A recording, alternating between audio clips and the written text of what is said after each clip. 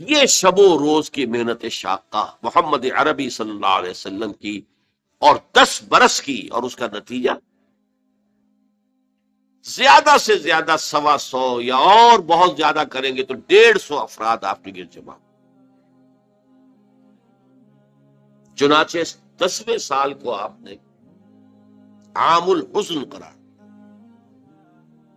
یہ جو 10 سال ہو گئے آغاز وحی کے بعد، یوں سمجھیے 610 عیسوی میں وحی کا آغاز ہوا، تو لگ بھگ 620 عیسوی کو حضور نے عام الحزن، اس لیے کہ اسی سن میں حضرت خدیجہ کا انتقال ہو گیا رضی اللہ تعالی عنہ، گھر میں دل جوئی کرنے والی ایک وفادار، وفاشار، محبت کرنے والی اہلیہ زوجہ محترمہ تھی، اب وہ بھی نہ رہی۔ ظاہر ہے کہ باہر سے آدمی تقدر لے کر آتا ہے، کسی نے پاگل کہہ دیا ہے، کسی نے مجنون کہہ دیا ہے، کسی نے شاعر کہہ دیا ہے، کسی نے کہہ دیا ہے یہ ہم پر دھونس جماتے ہیں، انہوں نے ایک عجمی غلام کو اپنے گھر کے اندر بند کر رکھا ہے، وہ بڑا عالم و فاضل ہے، تورات اور انجیل کا جاننے والا، اور وہ اس سے ڈکٹیشن لیتے ہیں، یاد کر کے پھر ہم پر آ کے دھونس جماتے ہیں کہ یہ میرے پر وہی آئی، اور حضور یہ سنتے تھے سب کچھ۔ قرآن مجید میں نقشہ کھینچا گیا ہے، آپ کا قلب انتہائی حساس تھا، یہ باتیں سن کر آپ کو رنج اور افسوس ہوتا تھا۔ وَلَقَدْ نَعْلَمُ أَنَّكَ يَضِيقُ صَدْرُكَ بِمَا يَقُولُونَ، اے نبی ہمیں خوب معلوم ہے، اللہ تعالیٰ فرما رہے ہیں، دل جوئی کے لیے فرما رہے ہیں، ہمیں خوب معلوم ہے کہ جو کچھ یہ لوگ کہہ رہے ہیں اس سے آپ کا سینہ بھینچتا ہے، تکدر پیدا ہوتا ہے، رنج ہوتا ہے، غم ہوتا ہے، افسوس ہوتا ہے۔ یہی وہ لوگ تھے جو میری راہ میں اپنی آنکھیں بچھاتے تھے، یہی وہ لوگ ہیں جو الصادق الامین کا خطاب مجھے دیتے تھے، جو مجھ سے انتہائی محبت کرنے والے لوگ۔ آج کوئی مجنون کہہ رہا ہے، کوئی پاگل کہہ رہا ہے، کوئی شاعر کہہ رہا ہے، کوئی ساحر کہہ رہا ہے، کوئی مسحور کہہ رہا ہے، کوئی کذاب کہہ رہا ہے، نقل کفر کفر نہ باش، ساحر کذاب الفاظ قرآن مجید میں آئے۔ یہ سب کچھ آپ سن کر گھر پر آتے تھے تو گھر پہ کوئی تسلی دینے والی تھی نہ، لیکن اب وہ بھی نہ۔ آپ کو معلوم ہے یہ واقعات بڑے اہم ہیں سیرت النبی کے۔ جب پہلی وحی آئی ہے اور حضور کے اوپر ایک دہشت کی کیفیت طاری تھی، عالم بشریت کا پہلا ہوا تھا معاملہ عالم ملکیت کے ساتھ، جبرائیل سے پہلی ملاقات غار حرا میں، اس کی طبیعت کے اوپر طبعاً جو ہے ایک دہشت تھی، آئے ہیں تو کانپ رہے تھے، پھر بخار چڑھ گیا ہے، اس میں کہا ہے آپ نے خشیت علی نفسی، خشیت علی نفسی، خشیت علی نفسی، مجھے اپنی جان کا اندیشہ ہے۔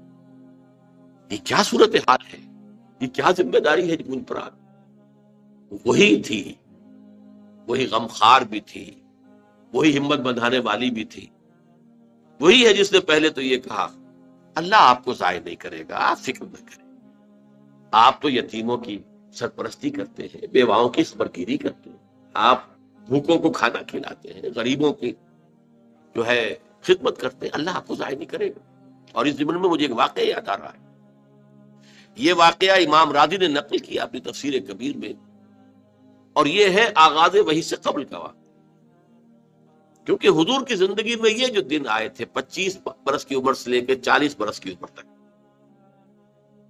25 برس کی عمر تک کی آپ کی زندگی بڑی مشقت کی زندگی رہی، بڑی محنت کی زندگی رہی، افلاس کی زندگی رہی، تنگ دستی کی زندگی رہی۔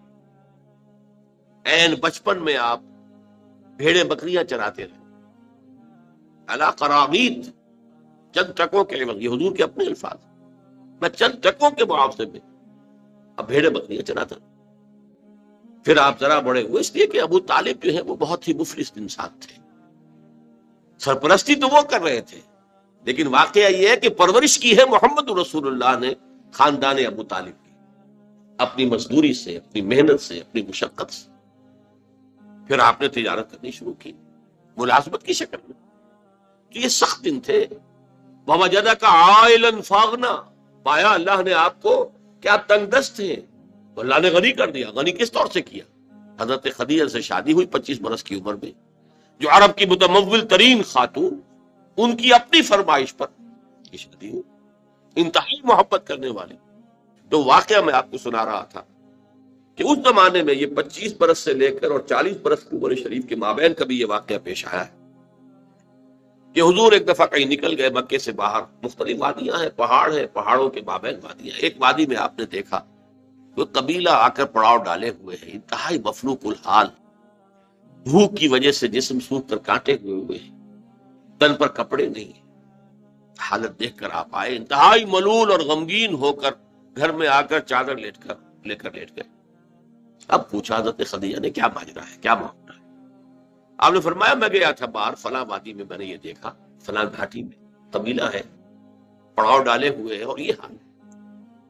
حضرت خدیجہ اور فرمانے لگے کہ میرے پاس دولت نہیں ہے کہ میں ان کے لیے مدد کر سکوں. سرمایہ تو حضرت خدیجہ کا تھا، آپ کی اپنی ذاتی دولت تو نہیں تھی. اس پر حضرت خدیجہ نے فرمایا اچھا آپ جائیے اور بڑے بڑے قریش کے چند سرداروں کے نام لیے کہ ان کو بلا لائیے. حضور گئے، وہ سب آ گئے. اتنی دیر میں اتنا بڑا ڈھیر اشرفیوں کا حضرت خدیجہ نے لگا دیا کہ جب حضور آ کر بیٹھے تو اس کے پیچھے چھپ گئے. اور پھر کہا ان سرداران قریش سے مخاطب ہو کر آپ سب لوگ گواہ رہے، میں نے یہ ساری دولت محمد کے حوالے کی صلی اللہ علیہ وسلم، وہ جیسے چاہیں اسے خرچ کریں. تو ایسی بیوی جس نے ساتھ دیا. میں اگر اس موضوع پر چونکہ میرے کچھ خاص احساسات ہیں اس میں وہ بیان کروں گا تو پھر بہت وقت نکل جائے گا کہ حضرت خدیجہ رضی اللہ تعالیٰ عنہ کا کیا مقام تھا جسے ہم میں سے اکثر نہیں جانتے. ہمارے ہاں تو جیسے ہے گرفتار ابو بکر و علی ہوشیار باش، یا ابو بکر کی فضیلت رضی اللہ تعالیٰ عنہ اہل سنت کے نزدیک یا اہل تشیع کے نزدیک حضرت علی کی فضیلت اسی میں ہے، گرفتار ہے، اسی میں جھگڑا ہے. اسی طرح عائشہ اور فاطمہ کا جھگڑا ہے. ایک گروہ ہے کہ جو حضرت عائشہ رضی اللہ تعالیٰ عنہ کو بہت بلند کرتا ہے، اونچا رکھتا ہے. دوسرا گروہ ہے جو حضرت فاطمہ رضی اللہ تعالیٰ عنہ. لیکن یہ کہ حضرت خدیجہ الکبریٰ کا ذکر نہیں ملتا، بہت کم ملتا. بلکہ میں نے جب ابھی شاید 2-3 سال ہوئے ہیں جب میں گیا تھا ایران، اور وہاں کے اچھے مشاہدات میں سے تہران کے ایک یہ بھی تھا کہ انہوں نے خالص خواتین کی یونیورسٹی قائم کی. اس کا نام رکھا جامعۃ الزہراء، حضرت فاطمہ رضی اللہ تعالی عنہا کے نام پر انہوں نے یونیورسٹی قائم. تو جب ایک ملاقات میں ان کا وہ ٹاپ کا سٹاف وغیرہ جمع تھا یونیورسٹی کا، میں نے کہا کاش آپ نے اس کا نام جامعۃ الخدیجہ الکبریٰ رکھا ہوتا تو چونکے. میں نے کہا دیکھیے یہ سنیوں اور شیعوں کے مابین مدرسۃ العائشہ للبنات، یعنی جو بھی کوئی رکھے گا یہاں پہ مدرسہ بنائے گا سنیوں میں سے، خاص طور پر اہل حدیث جنہیں عرف عام میں وہابی کہتے ہیں، وہ حضرت عائشہ کے نام پر مدرسہ بنائیں گے. بچیوں کے لیے مدرسہ حضرت عائشہ کے نام، شیعہ ہوں گے تو حضرت فاطمہ زہرا کے نام. لیکن حضرت فاطمہ کی والدہ حضرت خدیجہ جو صدیقۃ الکبریٰ ہیں، ان کے نام کے ساتھ کبریٰ اس لیے جمع ہوا ہے. صدیق اکبر، الصدیق الاکبر ہیں حضرت ابو بکر رضی اللہ تعالیٰ عنہ. الصدیقۃ الکبریٰ جیسے حضرت مریم کے بارے میں آتا ہے قرآن میں کان امہ صدیقہ، تو اس امت کی الصدیقۃ الکبریٰ حضرت خدیجہ رضی اللہ تعالیٰ عنہا. چنانچہ ایک واقعہ میں آپ کو اور سنا دوں. ایک مرتبہ حضور صلی اللہ علیہ وسلم اسی طرح جو بھی نیا تجربہ تھا عالم ملکیت اور عالم بشریت کے درمیان اتصال کا، اور جس کی وجہ سے ایک خوف کی سی کیفیت، ایک تشویش کا سا انداز. تو حضرت خدیجہ نے ایک مرتبہ یہ کہا کہ اچھا اب جب وہ آئے، وہ فرشتہ ہے یا کیا ہے، وہ بدروح ہے یا کوئی واقعتاً فرشتہ ہے، جب بھی وہ آپ کو نظر آئے تو مجھے بتائیے. حضرت جبرائیل آئے، حضور نے فرمایا وہ آگے.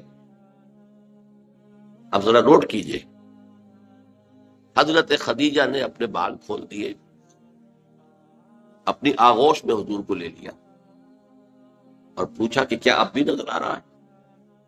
فرمایا نہیں. وہاں یقیناً یہ فرشتہ ہے، یہ کوئی بدروح نہیں ہے، فرشتہ ہے جس نے حیا کی ہے. اگر کوئی بدروح ہوتی تو لذت ہوتی، وہ غائب نہ ہوتی. اب آپ اندازہ کیجئے عظمت فکر، سوچ کا، آپ کے فکر کا، شعور کی بلندی کا. بہرحال سن 10 نبوی کا تذکرہ کر رہا تھا، حضرت خدیجہ کا انتقال.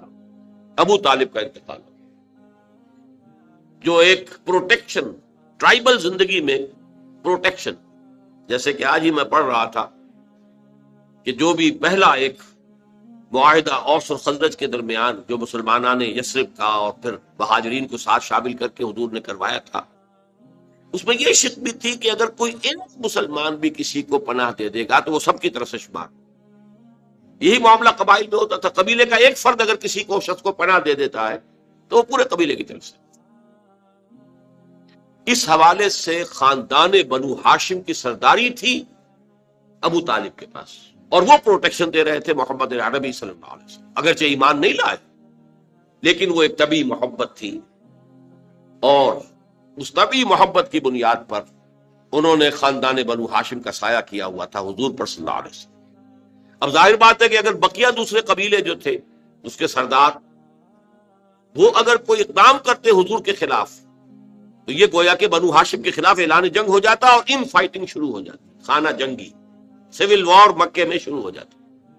یہ وجہ ہے کہ 10 برس تک اس اقدام کی جرت انہیں نہیں، سفارتیں لاتے رہے، ابو طالب کے پاس سفارتیں آئیں، کبھی لالچ پیش کیا، آپ ان سے کہیے اگر انہیں دولت چاہیے تو ضرور سیم و زر کے ہم انبار لگا دیں ان کے قدموں تلے، انہیں کوئی سیادت چاہیے تو ہم انہیں اپنا بادشاہ ماننے کو تیار ہیں، اگرچہ ہمارا کوئی مزاج نہیں ہے کسی بادشاہ کو ماننے کا، ان کو مان لیں گے، اور اگر کہیں شادی کرنا چاہیں تو اشارہ کر دیں، قریش کے جس بڑے سے بڑے گھرانے میں کہیں گے آپ ان کی شادی کر دیں۔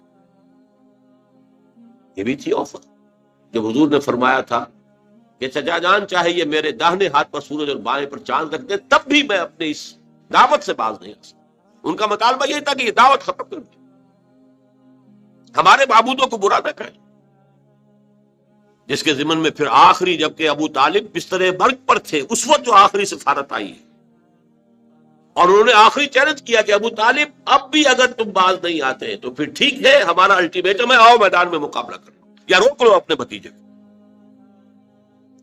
اس پر جب ابو طالب نے بلایا ہے اور حضور سے کہا ہے کہ بھتیجے مجھ پر اتنا بوجھ نہ ڈالو جو میں برداشت نہ کر سکوں، ظاہر بات ہے اکیلا خاندان بنی ہاشم پورے قبیلہ قریش کا مقابلہ، پھر خود جو ہے نہایت ضعیف، بوڑھے اور بستر مرگ پر ہیں تقریباً، بھتیجے مجھ پر اتنا بوجھ نہ ڈالو جسے میں برداشت نہ کر سکوں۔ اس پر حضور کی آنکھوں میں آنسو آئے کہ ایک ہی مرئی سہارا دنیا میں ویزیبل اسباب عالم کے اعتبار سے ایک پروٹیکشن، ایک سہارا، ایک مدد کی شکل تھی، آج وہ بھی جا رہی ہے، ختم۔